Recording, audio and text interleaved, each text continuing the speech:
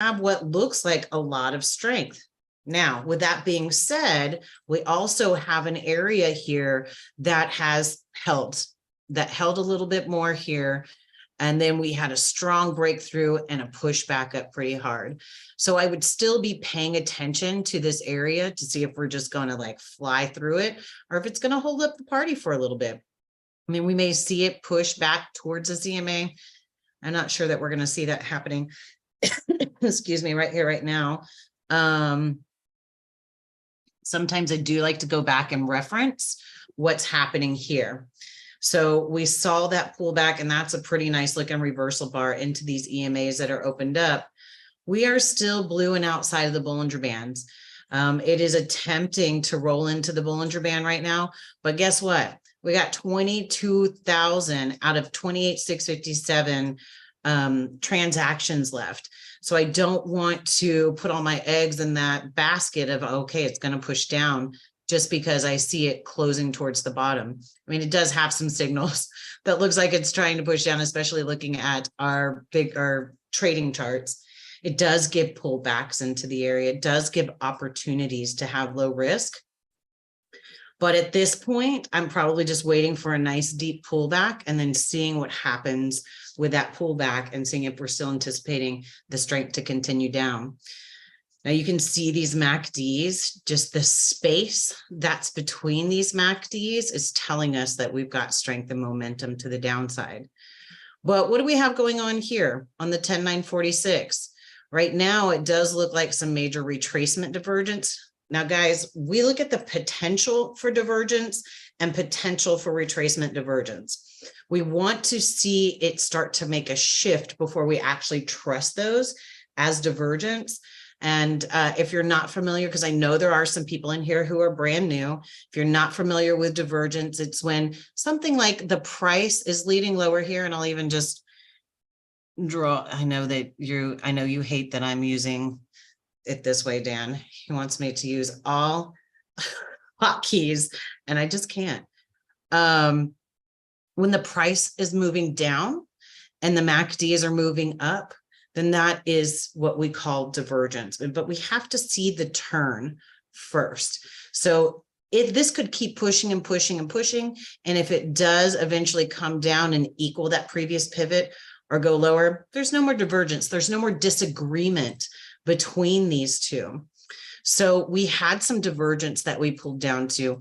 Now we're going to anticipate, are we going to break through that divergence area and continue down? Or is this going to hold still in this area and push back up? Well, you can see also right now what's happening is something that we call retracement divergence or potential for retracement divergence, which is where the price pushed up really hard. It came down a pretty decent amount, over 50% of this move to the upside. The MACDs haven't quite caught up with that. The MACDs are leading a lot higher right now, which says we may see a bit of a pullback. So paying attention to those kind of things and knowing what to anticipate and what to expect by knowing how to read what the price action is telling you and read what the MACDs are telling you and understand if areas are anticipated to hold or if areas are anticipated to break is pretty much what we do all day long. So, yeah.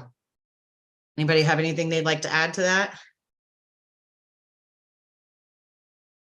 Yeah, just really quick. Okay. So said earlier about how Lindsay said earlier how she would ideally want a deeper pullback in terms to get involved with a trade, but obviously, as we've said before, everyone is different. So I know Deivis takes a lot of like momentum trades. So like it might have been that Deivis might have been interested in one of these trades down here or here, and if it's something you feel comfortable with, and Lindsay perhaps doesn't like that trade, but if it works for you and you've back tested it and it fits your personality, then that's absolutely fine. Like this strategy, you can mold it to your personality, to however you like to trade. So don't feel as if like Lindsay may trade one way, Jason may trade a different way, I may trade one way, and Deivis might also trade another way. So there are plenty of different ways that you can tailor this strategy to your personality. Oh, yeah. Yeah, and I've said it a million times. My job is not to teach you to trade like me. My job is to teach you to trade like you and find what you're comfortable with. And you may be comfortable taking divergence reversal trades while someone else is more comfortable trading. I'm moving it around, but I realize you're not seeing it. So you may be more comfortable taking divergence reversal trades while someone else may be more comfortable just going with the trend. And, both can be correct, because one is looking for the pullback and the other one is looking for the continuation, and they're both tradable opportunities. So there's no reason to leave it out. And, me personally, if I'm distracted, if I've got a lot of things on my mind, and I tend to have a lot of things on my mind, then I may not take some of the trades that I had, that I see and that I anticipate, like all of these little pullbacks.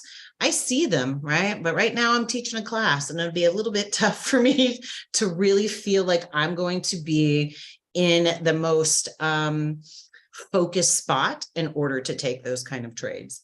So just paying attention to that and knowing what to anticipate. And something else that I want to say, and I do notice this in traders as we're working together, just because you take a trade doesn't mean you have to hold it until it comes back to hit your stop. Sometimes we want to do that because we want to say, okay, maybe this will go, maybe this will go, but there will be signals that it's not going to continue anymore. Just like what we saw right here, we have a lot of divergence going on. We knew that it was going to give a pullback of sorts. White BBs starting to pull up at the top Bollinger Band right here. So this isn't divergence. It is retracement divergence, but it's pretty darn close to an actual divergence, because that price just needs to come down and equal this previous pivot area to be actual divergence and not retracement divergence. But seeing those kind of things give us the indication that it's going to pull back. And so maybe you're in a trade and you have pulled your risk, or you have your risk way off here, you have it somewhere back in here. I definitely never suggest to have your risk sitting directly at the EMAs, because they tend to pull back to EMAs. So if you find that you're not feeling comfortable with where your risk is and it's at the EMAs, to me, it's just a better idea to exit the trade at that point. Because if you feel like it's going to pull back and you have your risk in a place that the market, it has a tendency to go, then it's probably going to stop you out and then continue to the downside. So if I'd had my risk just right behind this little pivot area, there's a good chance it could have come back, touched me, and then just continued down. I'm always looking for things like divergences before I really say that I feel like the move has finished. We do have divergences happening on the 233 right here as this is pushing down, but we're going to see a lot more divergences on the smaller charts than we will on the bigger charts, because there's a lot more activity. I mean, this is 10,946. This means every bar on here represents that 10,946 transactions has taken place, right? Every bar on the 1597 represents that 1,597 transactions has taken place. And every bar on the 233 represents 233 transactions has taken place. So you're going to see a lot more movement happening in these smaller charts than we get from the nice strong flow that we see on the bigger charts. All right. All right, guys. So what we're going to do is we're just going to open up to, does anybody have any questions about anything we've covered, or just about responsible day trading in general, maybe about what we're looking at? If you do, put that in the chat. And I know that we're streaming over multiple areas. So if you put that in the chat where you're at, I'm not going to see that right away, but Angelina will, and she'll share the question with me and I can read it out loud. I'm going to also stop my. So if you're watching on YouTube, they can ask too. Oh yeah, even if you're watching on YouTube, you can ask there. No questions, huh? That means we're explaining it really well.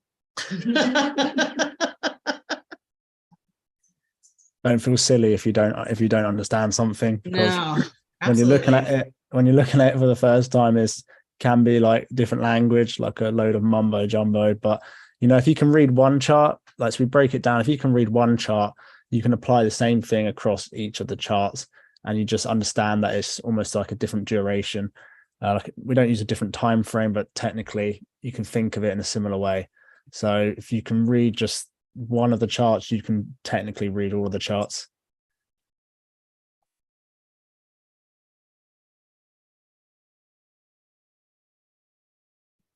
Yeah, so if this is something that definitely feels like a little confusing to you too, and it's like, you know, it's more advanced than what you understand, definitely come to the class that we have at 4 o'clock today, 4 o'clock Central Time, because that's going to talk more. We're going to talk a little bit about the charts in there.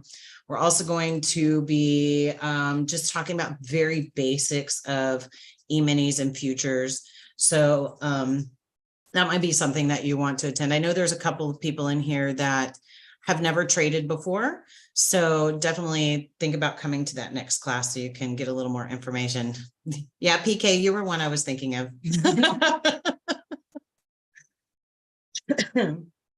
Deivis, do you have anything else you'd like to add? I think everything is clear. Denison is asking something. I hear about trading. I didn't read it completely, but Yeah. I do remember when I saw my first time all the charts. And for me, read out the question. For me, I will. Yeah, no, and for me, I remember like this is the matrix. I mean, I'm seeing things is going up, going down. Yeah. This is the matrix. Yeah. Denison say, hello, Lindsay. I hear her trading is about 80% psychology, 20% technical. Is that true?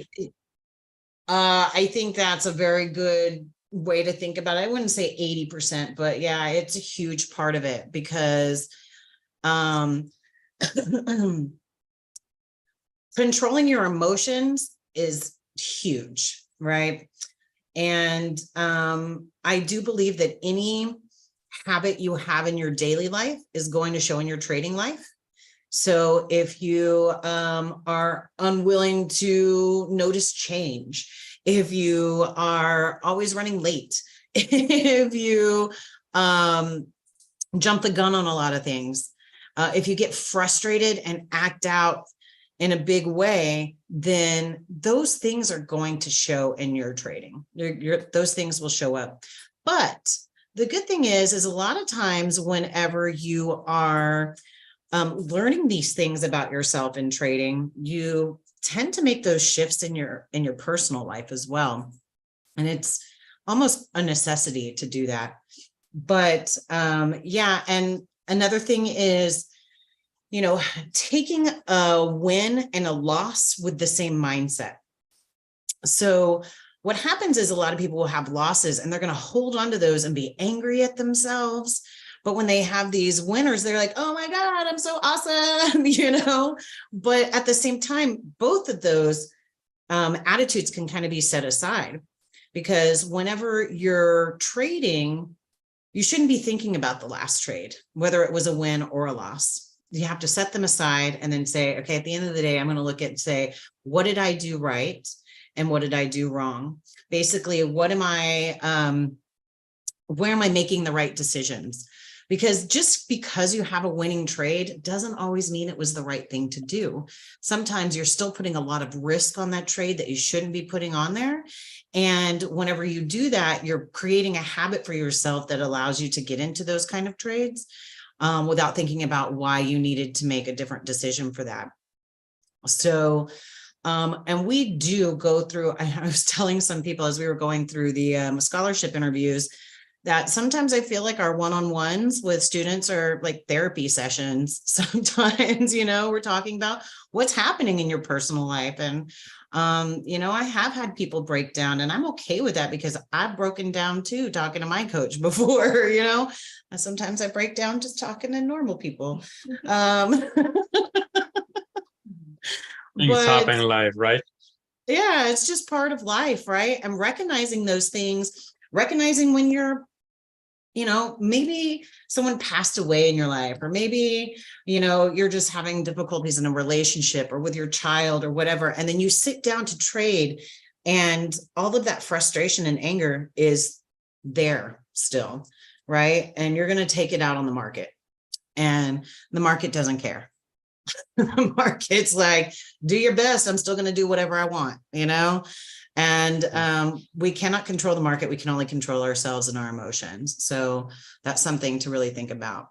And on that note, we also have just started a Discord. So obviously we're going to be growing the community. So we have got a place where everyone's open to share everything that's going on, personal struggles, because you may think that everyone has similar struggles. You would be quite surprised, but we also have individual things that you wouldn't expect others to also have. Like you obviously have the common ones like fear of missing out, where you can overtrade, under trading. So if you are interested, whoever gets into the scholarship, you will have a community that you can join, and a place just to share your thoughts and feelings about your trading and your personal life. Yeah, True. definitely through the Discord. Mm-hmm. Like I feel like an old lady in Discord. I don't know why. I have to get over that. I know. Okay. So I guess because my son uses it for like everyday life thing. And I'm just like, I guess it's just the new thing to do. So I will evolve. I've got no problem with it. We have another question. Oh, another question. Okay, I'm interested in knowing, PK says, I'm interested in knowing more about Daniel's journey. He was first a scholarship recipient 2 years ago, and now he's doing U-Profit evaluation. Is it normal to take that long to learn? I would say yes, but at the same time, doing a U-Profit evaluation is not, that can just be like some added money toward your account. But you know what? I don't want to put words in Dan's mouth. I cannot. So I'll let him do that. Generally speaking, you normally hear about trading. It usually takes 1 to 2 years to get consistent. But then again, everyone's different. So it depends. You can often find, so you hear with like big prop firm companies who actually, hire people to trade. They actually prefer taking on people who have zero experience of trading, mainly because they don't have bad habits. So I spent time of years learning on YouTube, like most people. And, with that, it obviously comes with positives because you learn a lot of useful information, but there's also a lot of junk, a lot of stuff that just isn't true. And even though you may not think that you're storing it in your subconscious, when you come to try and you find a good education and you start to trade and paper trade, you start to see these habits coming out. So that's obviously another thing why it's great to have a mentor who can point out these habits that you may never see. But, it took me 2 years. Well, it actually took me around a year to become consistent. And then I would held off on the U-Profit because I wasn't satisfied with the amount of points. So I was generally averaging around 20 to 30 points a month. And I didn't feel I was at a good enough level, because once you go into these prop firm challenges, you obviously have the psychological impact, the thought of, okay, this is real now, whereas demo trading, it's completely different. So I wanted to increase essentially my P&L, so I almost had a cushion. So I could almost think as if, okay, if my results were 50% of this less, then I could still be fairly profitable each month to pass. However, as you go along the journey, you also find more and more ways to optimize. And when you optimize, I think I suffered potentially from over optimizing. So I generally before would be very good at pullback trades.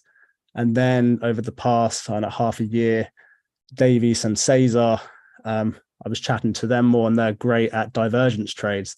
So then I've kind of stepped back and I've been wanting to learn more about divergence trades. But don't get me wrong, you could literally have like 1 or 2 favorite trade setups and you could focus on those and you could be profitable, within a year and have your U-Profit test account. So sorry, that was a bit of a long answer, but overall, just everyone's different. So you might do it a lot quicker. No, it might take longer. I mean, this is the history.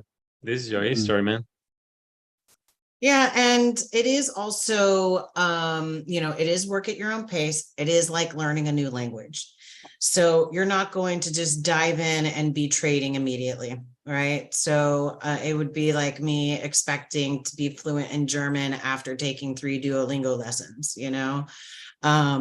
but it's something that you build on. So, and we create the course in that way too. So we start with the very, very tiny basics of things, and we start building on it as it's going along, so that you have the next piece of the puzzle, and then the next piece of the puzzle, and then the next piece of the puzzle, until the puzzle is complete. But at that point, then you have to, as Dennison said, you do have the whole side of the emotion and overcoming those kind of things. One thing I do suggest to people is if you are feeling desperate to make money, you're probably going to struggle with your trading, because you're going to end up taking trades out of desperation instead of out of the right thing to do. So you're trying to force the market to do what you wanted to do, instead of being patient and listening to what the market's telling you. And that's a huge thing in being able to stay patient and just wait for the proper trade to set up. That was definitely applied to me as well, because I was fresh out of university. So I wanted to just get on with trading, I wanted to earn the big money, and didn't want to have to do any other job. But it's a financial cushion psychologically to have a different source of income at the same time, so you don't rush through. Yes. Yeah. We never suggest like anybody quit their job when they're first starting to learn. It's like selling the dream. Okay, quit your job. You're going to make millions with trading. No, come on, man. This is going to take time. Yeah. Anybody who tells you that, you're going to be trading within a few weeks and you're going to make millions of dollars will probably, number one, end up in prison. And number two, I just wouldn't trust them. I would run as fast as possible. So Me too, PK. Don't we all? But I think that kind of wraps it up. Are there any questions that came in from anybody else? No, I don't know if you want to do like one final look at the market, or if you want to ask questions about the courses. We do have some of the other classes we have.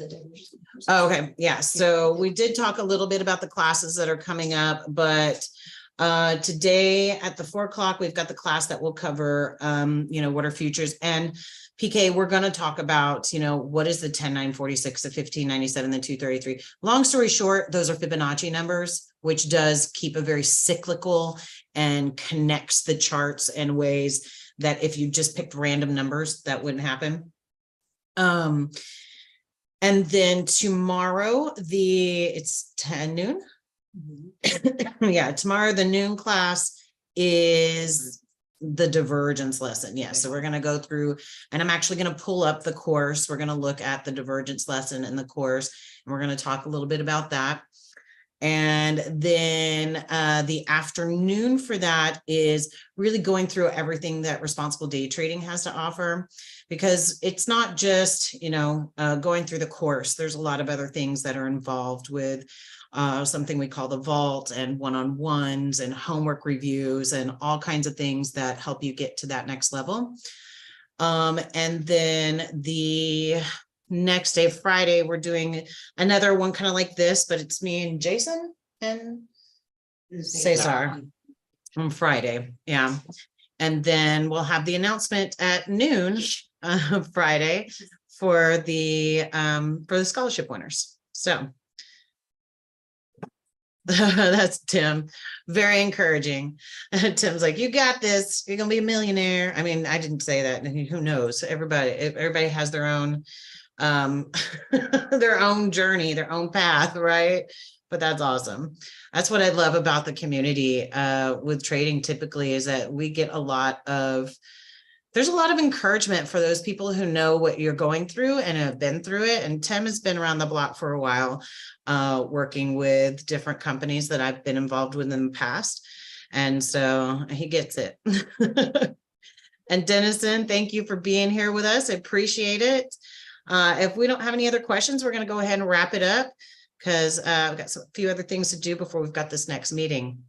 But hopefully everything went smoothly with this live, and I look forward to seeing you on the next classes. See you later, guys. Thanks for coming. Yeah, thank you Bye, very guys. much.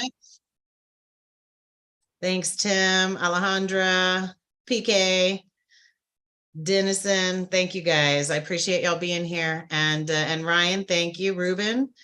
All right. Well, we'll catch up with y'all soon, and everybody have a wonderful day. Install live stream. I gotta figure out how. I can never figure out